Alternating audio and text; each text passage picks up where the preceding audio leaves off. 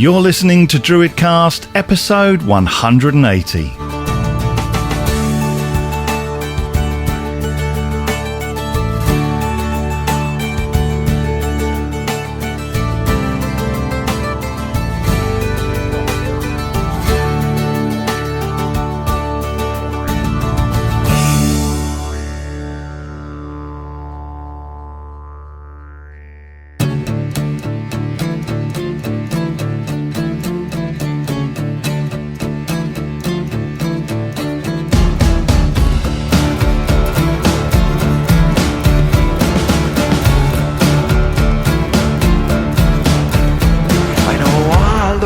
Secrets got all the Druid's gold. I took them from a tree by the side of the road. We're more than a story or a tale to be told.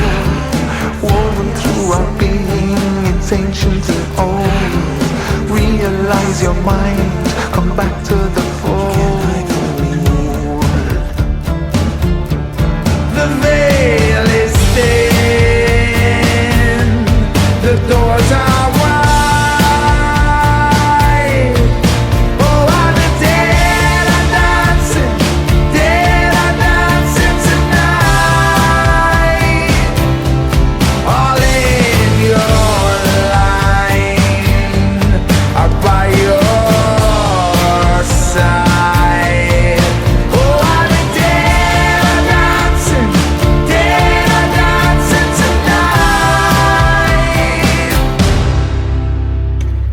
Give to me philosophy. We're kindred in the mystery. Mentality engaged in our history. To country, creating our own destiny. Manifestly, more than a story or a tale to be told. Woven through our being, it's ancient and old. Realize your mind, come back to the fold. The veil is thin, the doors are wide. Oh, and the dead are dancing tonight. All in your line, are by your side. Oh, and the dead are dancing tonight. Welcoming the ancient ones who sang up to the moon and sun. We pray and light a candle for you.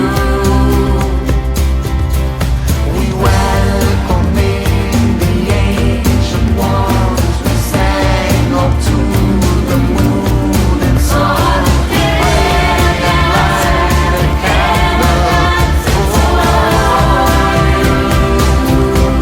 The veil is thin, the doors are wide. Oh, and the dead are dancing tonight.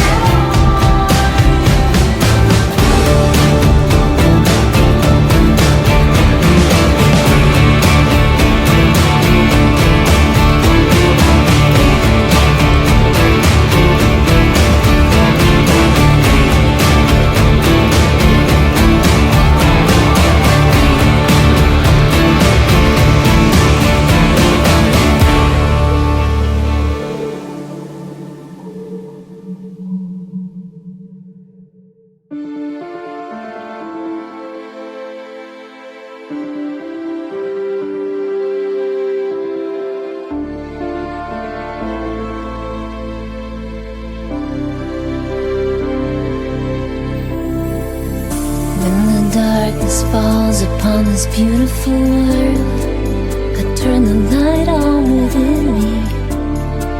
I gotta use it, try to find my way out of this. You don't know the strength you hold in your heart and soul, the hand you hold. Now is when it matters most, when it matters most. The birds in the sky are my guiding light, have all the power in me. It's a secret weapon, loving all that you see. There's no fight here to finish. I know it doesn't serve me, this fear and anguish can vanish. You don't know the strength you hold in your heart and soul, in the hand you hold. Now is when it matters most, matters most. The birds in the sky are my guiding light. I have all the power in me. The birds in the sky take my spirit high. I have all the power I need in me. Power in me. Power in me. Power I need. The birds in the sky are my guiding light, have all the power in me. The birds in the sky take my spirit high, have all the power I need in me.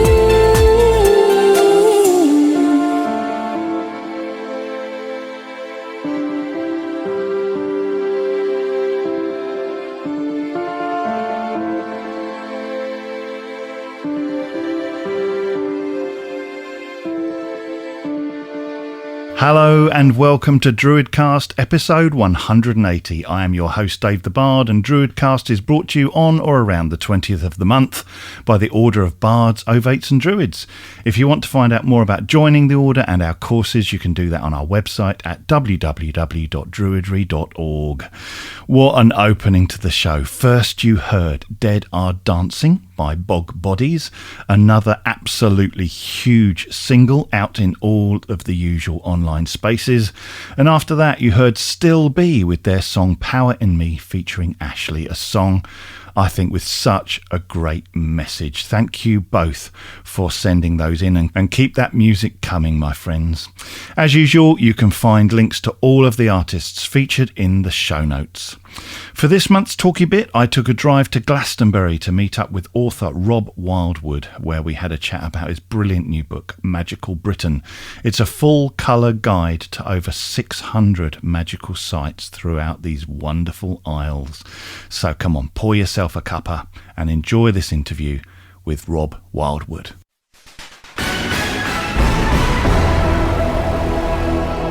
The Talky Bit. All right, so you've just released a new book, Magical Britain. That's right, Magical Britain. It's an incredible piece of work, I think. What I'd like to know is what kind of gave you the inspiration to really put together this. Well, what is a gazetteer, I guess, of the most magical sites of the whole of Britain, because there's Wales and Scotland and Cornwall and everything, and the islands too. Yeah. So, I mean, it was just a huge project, really. I mean, it's actually a development from my first book, which is called Magical Places of Britain. Mm-hmm. So that, which had only 80 sites in it, and I always intended to do a book 2, and even on the cover of one edition it says book 1. You know, everyone's going, "Oh, where's book 2?" Yeah. But I never got around to producing a book 2 until I met Daniel Start, who owns the Wild Things Publishing. So yeah, and I was really keen on his wild swimming books and his wild guides, and I just thought, wow, this would make a great format for my book. Right. You know, and then so. So you got into contact. I got into contact with him, and he was like, he loved my first book, and he was like, "Yeah, let's do it."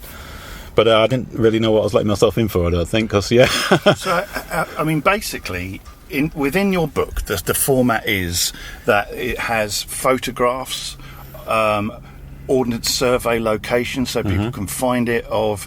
How many sites is it? There's over 650. Yeah, 650 There's sites. a lot. I tried to make it as comprehensive as possible. It became like an obsession to find every single place. But obviously, I've missed a few minor ones. But Yeah. I've been to everyone I could find from every reference book I could find.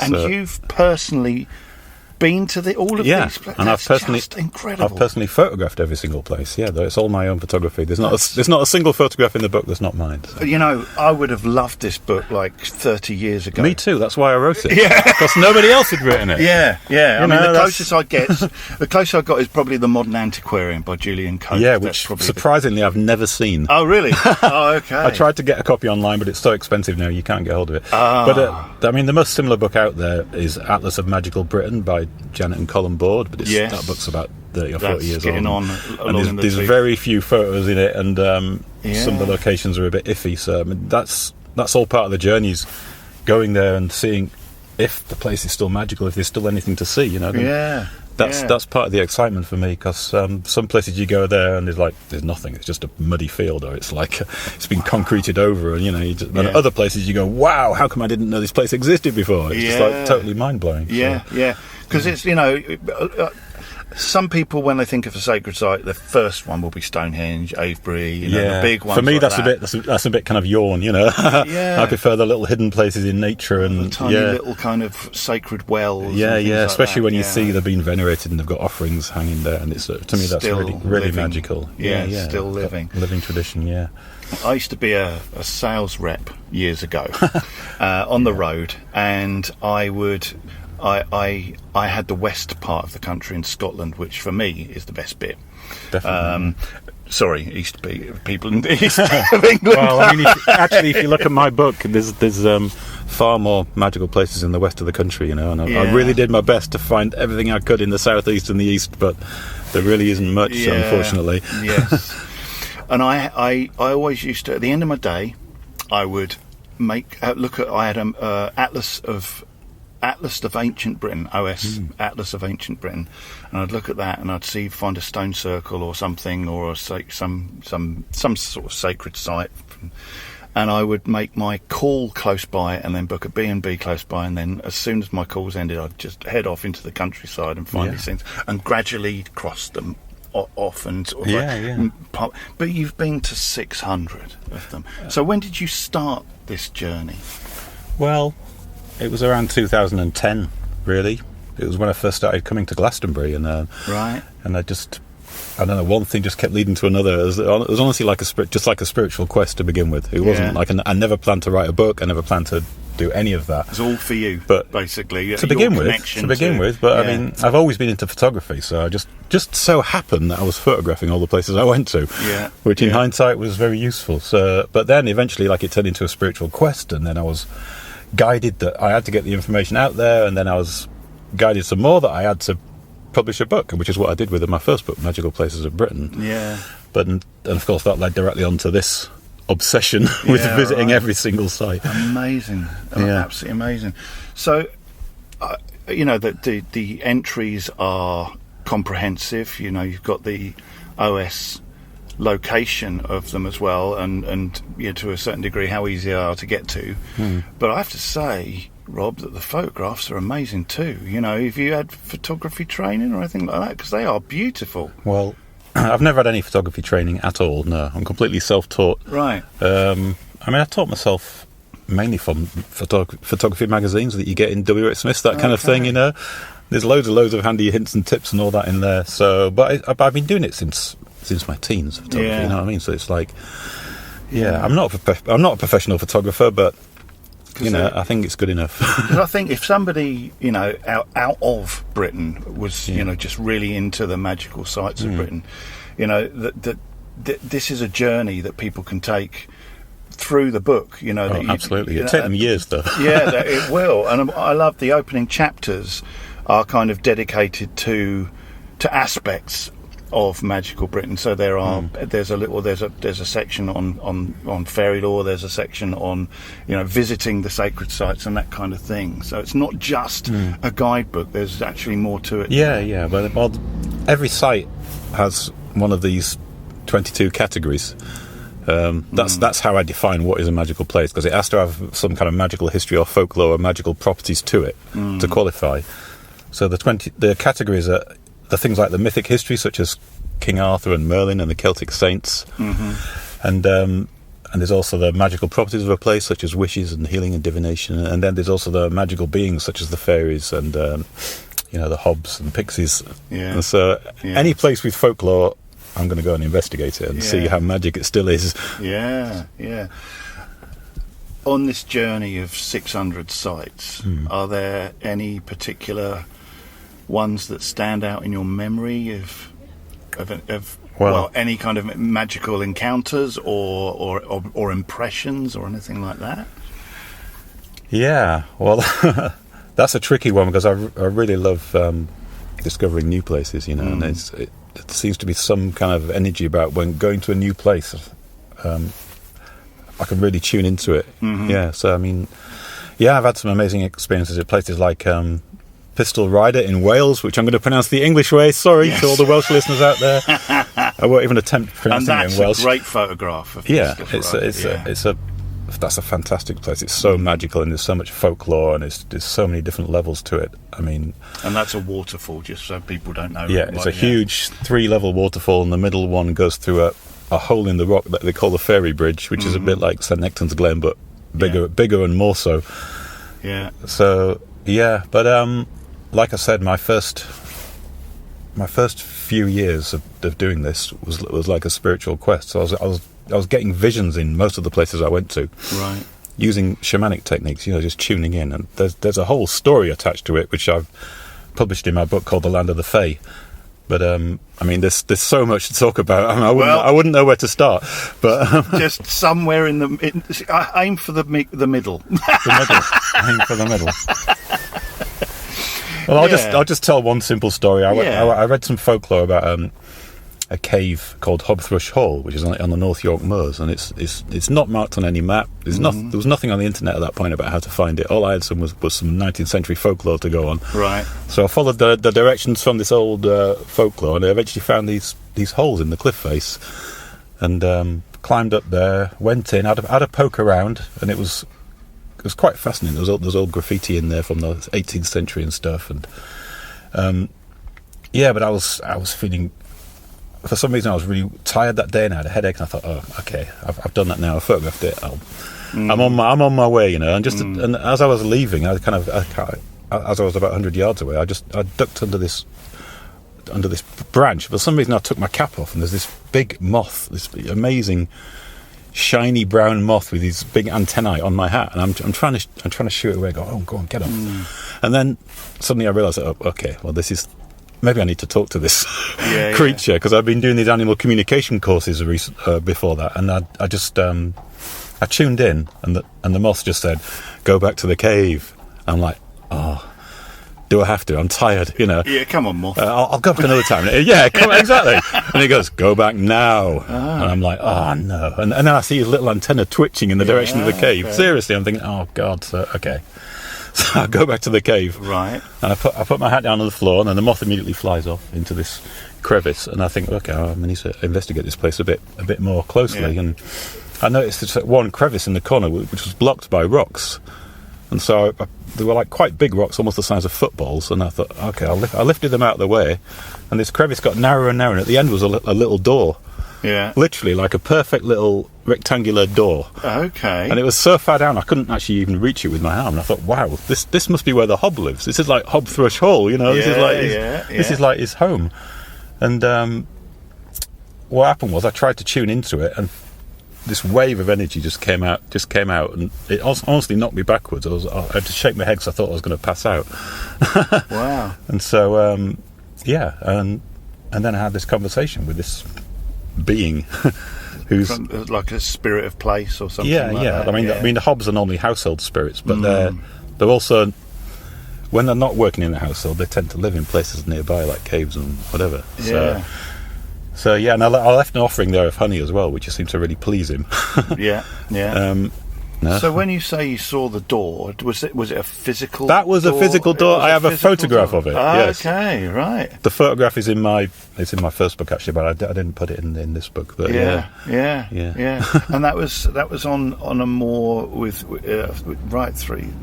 Wow. So that's just one experience. Yeah. I mean, there's lots of strange things like that happened. Yeah, and like I said, my first book, Magical Places of Britain, is really just a photographic documentation of this quest I went on. Yeah. And then that's still available, is it? Yeah, that's still available. Yeah. And then yeah. after I met Daniel and his publishing company, then it kind of morphed from being a spiritual quest into like an obsession. Like I got to visit every single place. Yeah. And then it wasn't quite the same because I didn't quite have the same time to tune in. Sometimes I'd visit 4 or 5 places in a day. Okay. Yeah. So I had the whole country divided into regions. I had a road atlas with every single place marked on it. So that I could plot all these different trips and just drive out there. Yeah. Wow. Yeah. I'm quite jealous. I would love to have that journey. I thoroughly enjoyed it when I was on the road doing it as a sales rep. It's great fun. Yeah, it's great fun to do that. Yeah. So there are some that created a kind of a spiritual connection. Do you have any sites that just? When I go to Wayland Smithy, the spirit and feel I get from that site is way bigger than that site. Do you know way bigger than that site. Yeah, it just feels like part of a sacred landscape. Yes, part of a sacred landscape that is part of. Yeah. But it's like that is the expression of that sacred landscape. Yeah. Do you have any kind of like? I get favourite's a silly word, isn't it? But do you kind of like have a favourite from the book, or some favourites, ones that stand out? I've got a close connection with Janet's Foss in Yorkshire, which is from my native Yorkshire. I'm not familiar with Janet's Foss. It's like it's just a really magical waterfall, and Janet is like the fairy queen who lives behind the waterfall. Nice. And it's one of these tufa waterfalls, so it's like moss that's turned to stone. Yeah. And so it's and behind it you can't actually get behind it, but there's all these hollow kind of resonating chambers behind it. Yeah. Oh right. And there is actually a little. Behind the actual curtain of the waterfall itself, there's a little tiny cave you can climb into, which most people, of course, yeah. And just don't ask me how, but somehow by chance I discovered that if you stick your head right into the very end, and do a kind of, it resonates throughout all these caves which are behind the waterfall. Wow. Which you can't even get to. So I mean and I've been visiting that place since I was in my teens, It's just, that's a really magical place, and it's on the front cover of my first book, so that's So how did you get into this stuff in the first place? What's your kind of, because obviously this is it must be a personal spiritual quest, like you keep saying it was a spiritual quest in the first. What's the calling to do something like that? I don't know, it was more about just finding who I was, I mean, is it a connection to the past? Past and ancestry. Definitely, I've definitely felt a deep connection with that always. Like I was brought up in a small town in East Yorkshire, and I felt a deep affinity with the North York Moors because there's so many myths and legends associated with that, And I used to go out on car journeys with my dad and whatever. But it wasn't really until I moved to London and I discovered all the weird esoteric shops in places like Camden, and it was like, oh wow, this is me, and it's like almost like I found myself. I didn't really know before that what being a pagan really was, but as soon as I saw all this stuff, I realised that I was one. You know what I mean? So and I got into the music of R.J. Stewart and all that stuff, and so and then ended up joining a Viking society, a Viking reenactment society, and. There's one guy there who was already like a Was that the Vikings? Was it? Or they're called that now, yeah. Oh, okay, I know the Vikings, yeah. And there was a guy in the group who was like a Viking shaman, like a Gothi, and he taught me about the runes and shamanism and things like that. And so I immediately felt a really close affinity with that, 'cause it seems so connected with nature, you know. And I just love that nature connection. And so I joined the Rune Guild, and I learnt all about the kind of Norse path. But over time that kind of lapsed. I was more into the reenactment and the fighting and the drinking and all that stuff rather than. And it was only really in about 2008, 9, 10 when I just regained that connection with my spirituality. Really, I mean, originally through shamanism and doing courses in Glastonbury and things like that, and had another whole massive journey visiting tribal cultures all around the world. But let's not. That's a whole other subject. Sure, drop that one in. But yeah, exactly. But after doing all that, I just suddenly thought, well, we must have this same connection to the land in Britain. You know, we've just forgotten it. So I wanted to come back to Britain and find out our connection to the land. Where are our sacred sites? Where are our stories? And you know, there's loads of them. When you dig deep, there is. I mean, to begin with, I didn't know any of them. You know what I mean? I'd never been to a holy well at that point. Yeah, you know, and when I went to my first holy well, it almost brought tears to my eyes to see these places still being venerated. You know, because you thought that all that was in the past and it was all gone, and it's not. It's still here, and it's always been here. You know? Yeah, indeed. Yeah, that's beautiful. There's something, even though they're things like Wayland Smithy and stone circles and some of these older Neolithic barrows, they are, in a way, they're buildings, but they're not like to separate. They don't seem to separate you off from the natural world. I think that's what it is. There's something that our ancestors knew and felt. Obviously, you know, I think, you know, pre-industrial revolution. I think people in villages felt that connection to the natural world with the, you know, the folklore of the fairy and stuff like that. And when I go to these sacred sites myself, and like you say, tune in. It feels like two arrows that are pointing in different directions suddenly meet together. The past and the future, the present heading back to them, and suddenly they go boom, and then there's that kind of reaching out and touching of the two, you know, the two forces. Yeah, and things like that. I've had that sense of timelessness, especially visiting stone circles. Yeah, there's one that's, I can't remember the name of it now, but it's just by a main road, and I'm thinking, like, you know, is that the Nine Ladies? Yeah, that's right. And I had that sense of timelessness there. Like, this place has been here thousands of years before that road was made, and it's going to be here thousands of years after the road's gone.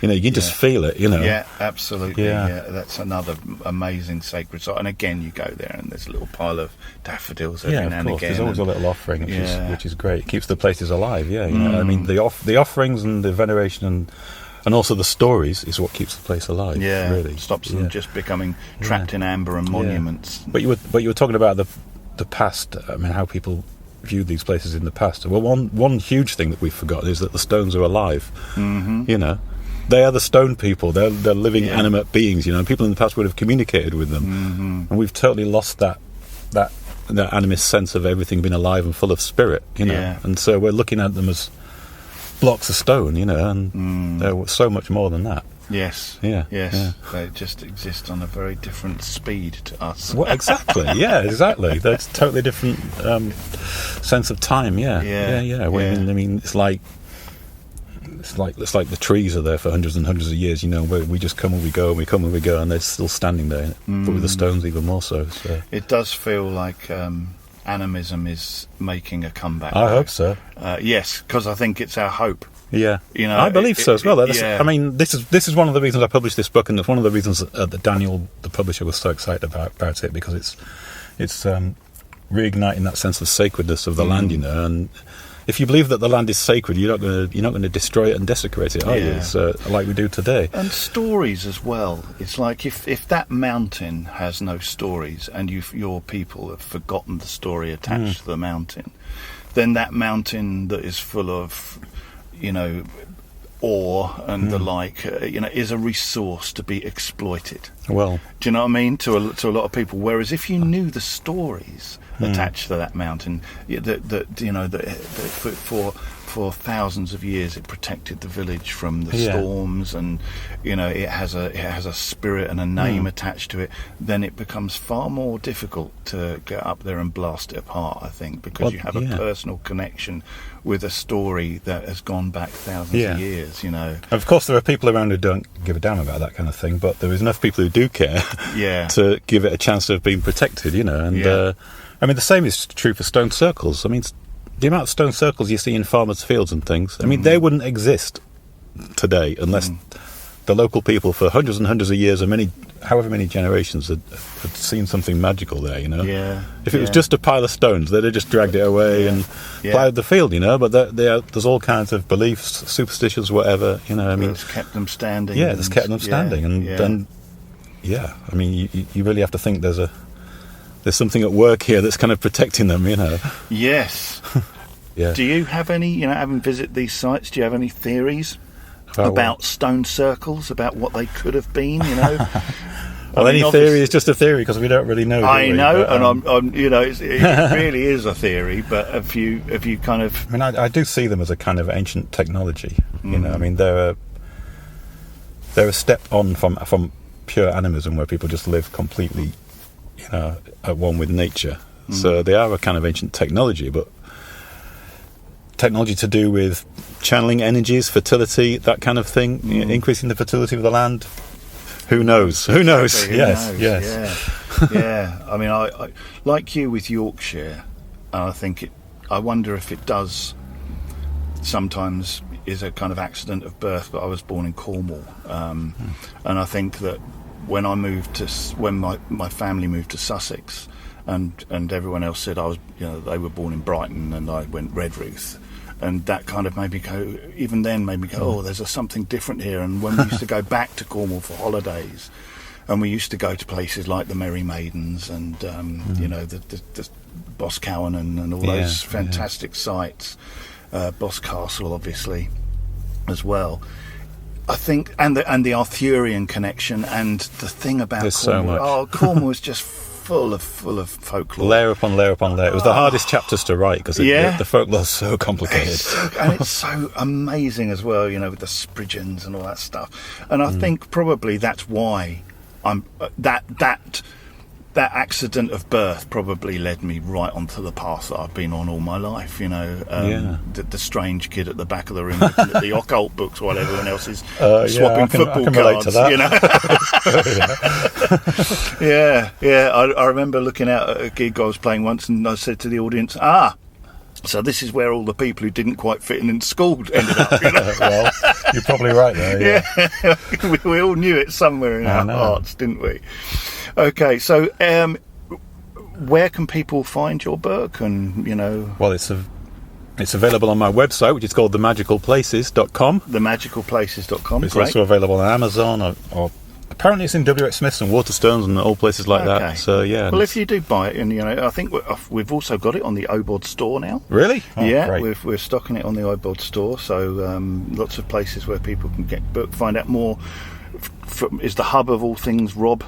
Huh? Your website, is that where people can find out more about all of what you do and your other books? I guess so. Themagicalplaces.com has got links to my other things. Yeah. Anything planned for the future? You got anything in the pipeline that you can talk about? It's just such a relief to have that finally done and dusted. Yeah. Well, I mean, it's the first book I've ever published through a proper publisher, so we need to wait and see how well it sells, but it's selling incredibly well so far. It keeps selling out. I'm not surprised. It's already sold out on Amazon. So, really? But I think it's back in stock now, but yeah. It's like I say, it's a fantastic book. You've done an amazing job. Like I say, I wished I'd had it 30 years ago. The close I had was, I think, Aubrey Burl's Stone Circles of Britain. I had that. Right. I didn't have anything that exciting. Yeah. I had some like Reader's Digest Gazetteer or something. Yeah, and I also had Janet and Colin Board's book as well. Yeah. But anyone now, if you want to know the stuff and go on an amazing journey, get Rob's book. Thank you for taking time out of your day to come in back to Glastonbury. Well, yeah. Thank you for giving me this chance to speak. All right. Thank you very much, Rob. Thank Cheers. you. Thank you.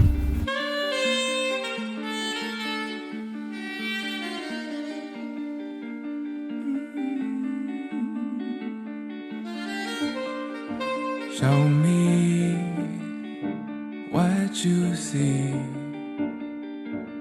I will show you yourself out. Show me what I need. I will show you my held out.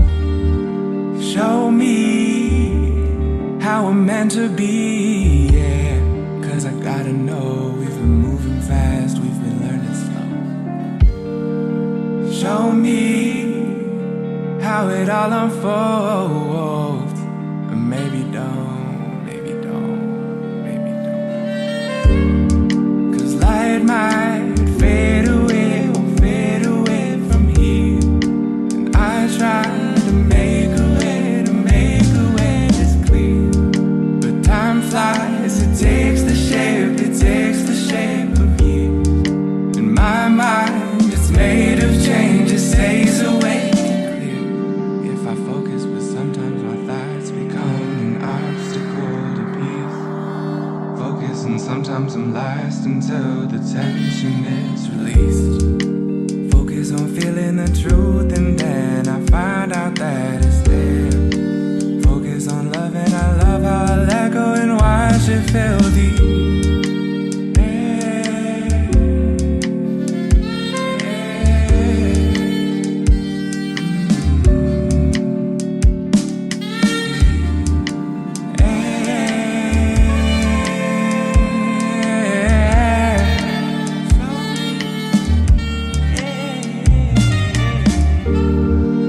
Show me how I'm meant to be, yeah.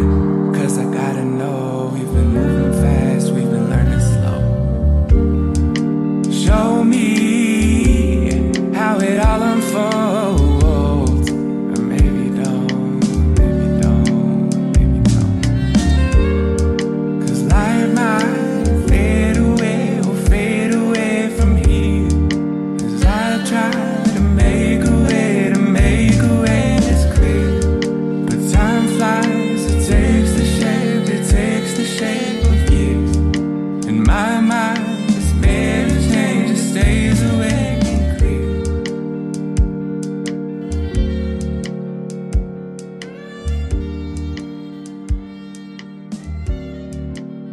It was absolutely brilliant to meet up with Rob in Glastonbury, and his book is selling very well, and I'm not surprised. As I said in the interview, it's also available on the OBOD online store at www.druidry.org. After the interview, you heard Shape of Years by Alex McCue, and man, do I get some Nick Drake vibes from that song. Absolutely loved it. So do send me more when you can, Alex. Absolutely loved it. Thank you. Now, something different. It's story time next with the Order's chosen chief, Emma Burke, as she tells us the story of the great Irish hero, Finn McCool. This is the story of Finn McCool. A long time ago in the land of Ireland, there was a man named Cool. He was well respected and well liked, for he was a fair and wise man, and also a great and heroic warrior. It was this combination of wisdom, valour and honour in battle that made him a great leader of Na Fianna. That great band of warriors, known far and wide for their courage, as they were charged with the honour of protecting the people of Ireland and the integrity of the land. Their code being Dlán or Gree, purity in our hearts, Neart or Ngaig, strength in our limbs, agus Bart the rare or Mriher, that our actions be true to our words. Cool had two loves in his life. The first one, his wife Torba, by whom he had a son Tulka. His second love, she who features in this story, was his second wife Myrna, she of the fair neck. Cool loved and admired Myrna dearly, for not only had she great beauty, she was also very wise. He sometimes wondered if she was not a goddess, for such was her power and strength and her ability to know things. Soon Myrna became pregnant, and both she and Cool were overjoyed. But their joy was soon to be marred when Cool's leadership of Na Fianna was challenged by Urgru, son of Louis Cor of the Luni. Now, with the leadership of Na Fianna came the high stewardship of Ireland, so this challenge could not be ignored. Myrna became very disturbed by this news, for she could see what would befall Cúil if he answered this challenge. And yet she understood he was honour bound to take on this challenge. And when she expressed her concerns to Cúil, he listened to her intently, for he very much respected her wisdom and knowing. They agreed that should he not return from this challenge, that Myrna would continue to keep her pregnancy and the subsequent birth of their baby a secret. For they both knew that Cúil's enemies would like nothing better than to slay his child. Cúil left Myrna with a heavy heart and set off with his noble friend Luca for battle. He met his adversaries at Ancunucca, known today as Castleknock in Dublin, and with Urgru were Doira the Red, also known as Morna Rhyneck, and his son A. Luca fought bravely with Cúil, and during the battle Luca wounded A, son of Morna, and destroyed one of his eyes, and from that moment on the name of Gall, the one-eyed, stuck to him till the end of his days. Then Gall slew Luca. One warrior wounded Cúil and ran off with his treasure bag. Later, Gall MacMorna slew Cúil and carried his head away with him. And from that time on, there was an hereditary feud between the Fianna and the sons of Morna. Myrna was broken-hearted when the news of Cúil's death reached her. She quickly gathered her close friends around her, who swore to protect her and the knowledge of her unborn child from the sons of Morna. A few months later, Myrna gave birth to a fine baby boy, and she named him Demna. And her joy was immense as she looked into his deep blue eyes and admired his beautiful fair hair. And she held him to her breast, knowing that their time together would not be long, as she knew deep in her heart that he would not be safe if he remained with her. And if her heartbreak was deep over the death of Cúil, her heartbreak over the parting from her son cut her even deeper. And as she fed him from her breast for the last time, she felt like she was snapping in two at having to give up her son, at her helplessness in not being able to protect her son from his enemies. And surely that is what a mother should be able to do. However, such were the times then that this was not possible. Now in this country there has been many a mother since who has had to give up her child, albeit for different reasons. Nevertheless, the heartbreak is no different, for who can love a child better than his own mother? Myrna chose 2 wise women to take care of Demna. And the time came when Bomel, the Bondri, the Druidess, and Fiachal, the Bonleach, the warrior, arrived at the home of Myrna, and they took Demna away with him, promising Myrna to protect them with their very lives. And off they went and travelled for 3 days and 3 nights until they arrived at what is known as Glen Barrow at the foot of Bloma, known today as the Slieve Bloom Mountains. They followed a narrow path along the stream uphill towards a triple waterfall. At each waterfall, they blessed Demna, knowing that the power of the sacred water would protect him. Eventually, they arrived at the source of the River Barrow, a well hidden within a secret forest high up in the Slieve Bloom. And that was the place where those 2 wise women reared and trained Demna in secret, and for a long time. And so secret and well protected was this place that whenever anyone, even to this day, looked for the well, a deluge would come with rain and blizzards. However, all this time, the venomous, hostile warriors of the Luni and the sons of Morna lay in wait for him. Although the years moved on, Myrna never forgot her son. A day never went by when she did not think of him, wondering if he was well and happy, if he was growing up strong, what he looked like. Her sadness and loss for him never diminished. After about 6 years, Myrna set off to find Demna. Although there was danger, she had to see him once more, And there was hardship in her journey, for she had to pass from one wilderness to another. She arrived at the foot of the Slieve Bloom Mountains and found the path along the stream.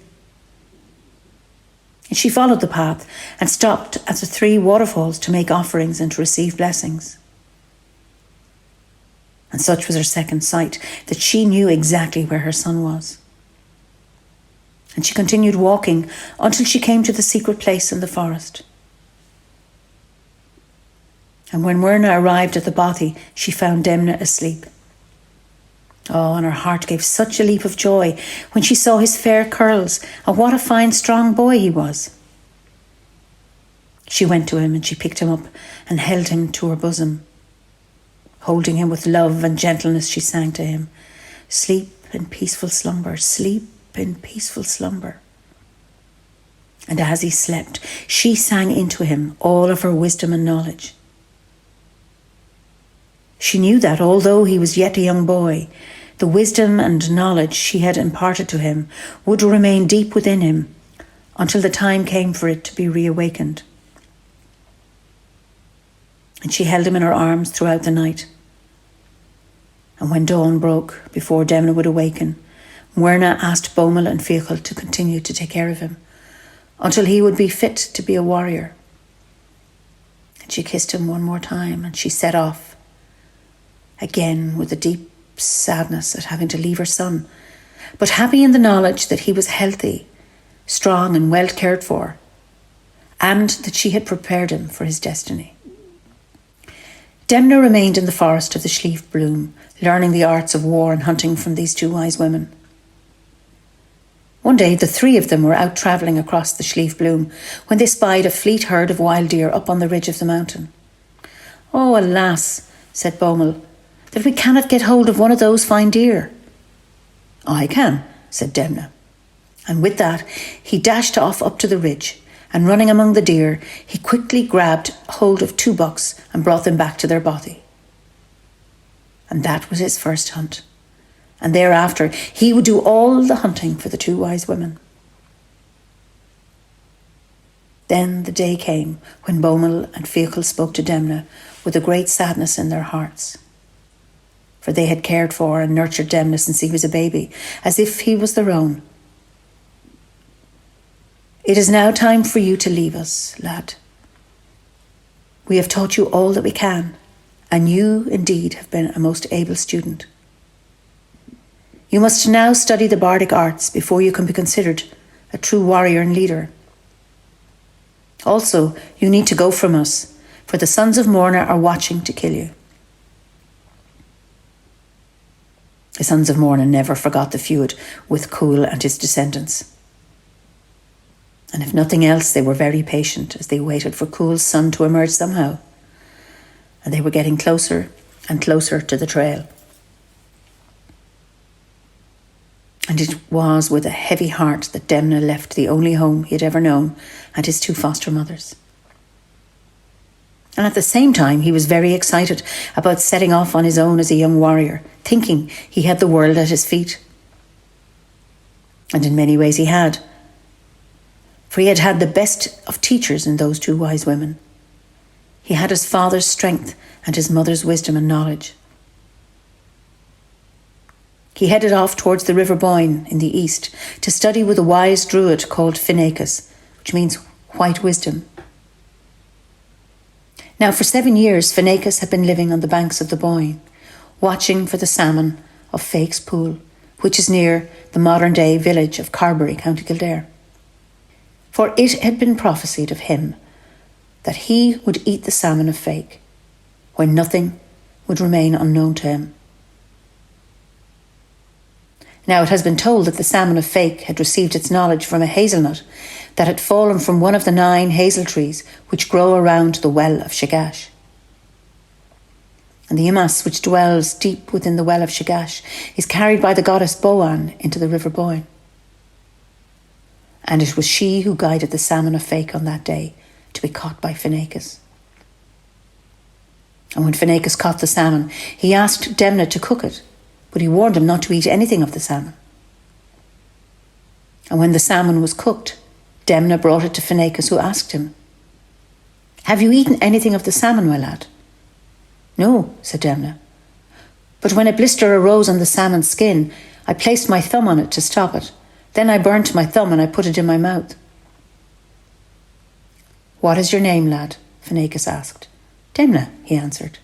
Finn is your name, lad, said Finacus, and to you was the salmon given to be eaten. Therefore, in truth, you are Finn, the fair-haired one. Thereupon young Finn eats the salmon. Now it was that which gave the knowledge to Finn, so that whenever he put his thumb in his mouth and sang through Tenem Loida, that whatever he had been ignorant of would be revealed to him. From the salmon, Finn learnt the three things that constitute a poet: Tenem Loida, illumination of song; Imas Farusni, knowledge which illumines; Dichetel Dichenib, extempore incantation.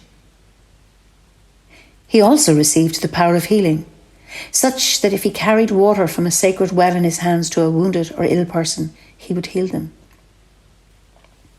Then Finn made this lay to prove his poetry. Mayday, season surpassing. Splendid is colour then. Blackbirds sing a full lay, if there be a slender shaft of day. The dust-coloured cuckoo calls aloud, welcome, splendid summer. The bitterness of bad weather is past. The boughs of the wood are a thicket. Summer cuts the river down. The swift herd of horses seeks the pool. The long hair of the heather is outspread. The soft white bog down grown. Panic startles the heart of the deer. The smooth sea runs space. Season where ocean sinks asleep. Blossom covers the world. Bees with puny strength carry a goodly burden, the harvest of blossoms. Up the mountainside kine take with them mud. The ant makes a rich meal. The harp of the forest sounds music. The sail gathers perfect peace. Colour has settled on every height. Haze on the hill of full waters. The corncrake, a strenuous bard, discourses. The lofty virgin waterfall sings a welcome to the warm pool. The talk of rushes is come. Light swallows dart aloft. Loud melody reaches round the hill. The soft rich mast buds. The stuttering quagmire rehearses. The peat bog is as the raven's coat. The loud cuckoo bids welcome. The speckled fish leaps. Strong is the bound of the swift warrior. Man flourishes. The maiden buds in her fair strong pride. Perfect each forest from top to ground. Perfect each great stately plain. Delightful is the season's splendour. Rough winter has gone. White is every fruitful wood. A joyous peace is summer. A flock of birds settles in the midst of meadows. The green field rustles, wherein is a brawling white stream. A wild longing is on you to race horses. The ranked host is ranged around. A bright shaft has been shot into the land, so that the water flag is gold beneath it. A timorous, tiny, persistent little fellow sings at the top of his voice. The lark sings clear tidings, surpassing May Day of delicate colours. Shine. So this retelling has been adapted from the boyhood deeds of Finn McCue by Kuno Mayer.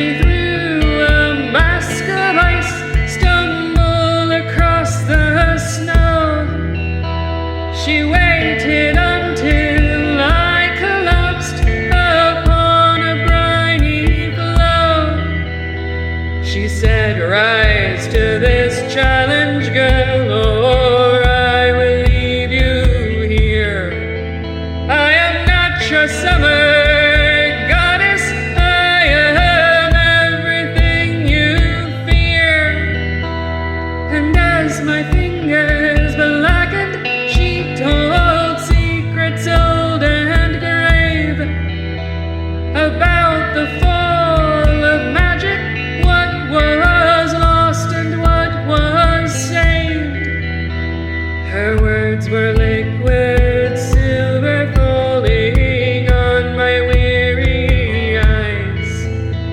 They marked my dying body, and they mocked my hollow cries as she said, "You are the one they've chosen, but you nowhere else to go. So if you plan to live, there are some things you ought to know. For I am the witch of secrets, and I keep the bitter night. So heed my words, my girl, or you'll be dead by morning light." She read to me from ancient books of mastery and lore, pages brittle as the bones of girls who came before. A keening wind rose up around the ribbons of her gown as she taught me how to summon tides and call the weather down.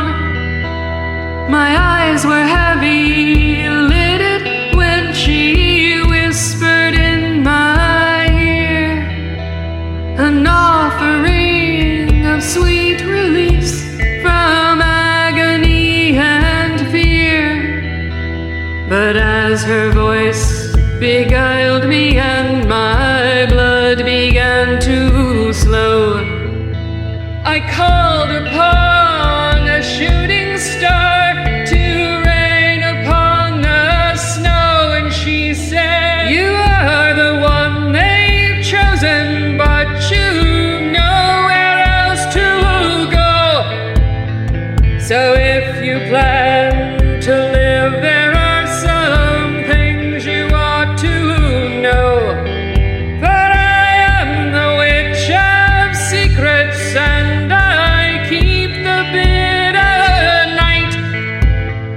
So heed my words, my girl, or you'll be dead by morning light." A blaze rose up around us, and dissolved her icy mask. She smiled at me with winter's teeth and offered up a flask. She said, "Drink with me while there is much that you should see. For you have proven yourself worthy to receive these gifts from me." And I said, "I am the one they've chosen, and I know where else to go. But since I failed to die, there are some things that I would know. For I serve the witch of secrets, and we keep the bitter night. So lift your face, my queen, and we will greet the morning light. Who are the sleepers, and who is awake? Oh, who of us is ready, and who of us will break?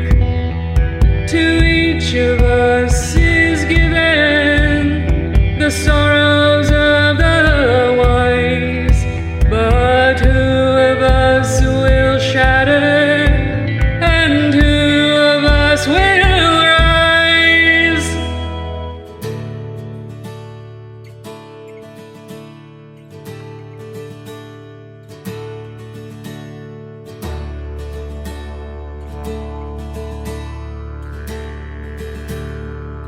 Now then, isn't it great to have storytelling back on DruidCast? A great story, and we are going to be having more tales from Irma in future episodes.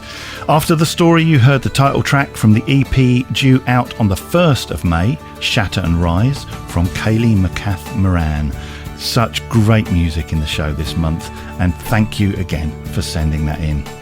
But as you will know, if you are a regular listener to the show, this music means we are approaching the end of the show. But before I go, let's have the results of last month's competition. The prize was a copy of Penny Billington's brand new book, 9 Ways to Charm a Dryad.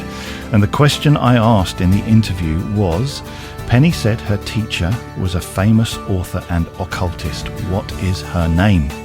Well, the answer was Dion Fortune, and the first name drawn from the hat and winner of that fantastic book is Lily Savage Roth from South Australia. Congratulations, Lily. That book will be out with you as soon as we can. I think we're taking delivery of it around the 5th of May, so I'll send it out as soon as we can after that. The prize this month is no surprise. It's a copy of Rob Wildwood's book, Magical Britain, and the question I'd like you to answer is nice and easy this time. Arguably, Britain's most famous magical site is a ring of stones on Salisbury Plain in the southwest of England. What is that ring of stones commonly known as? Arguably, Britain's most famous magical site is a ring of stones on Salisbury Plain in the southwest of England. What is that ring of stones commonly known as? Email your answer along with your full postal address to podcast@druidry.org, and one of you will win that brilliant book.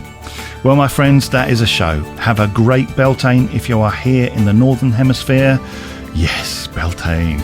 And if you are listening from down under, have a blessed Samhain. What a wonderful axis of festivals that is, Beltane and Samhain.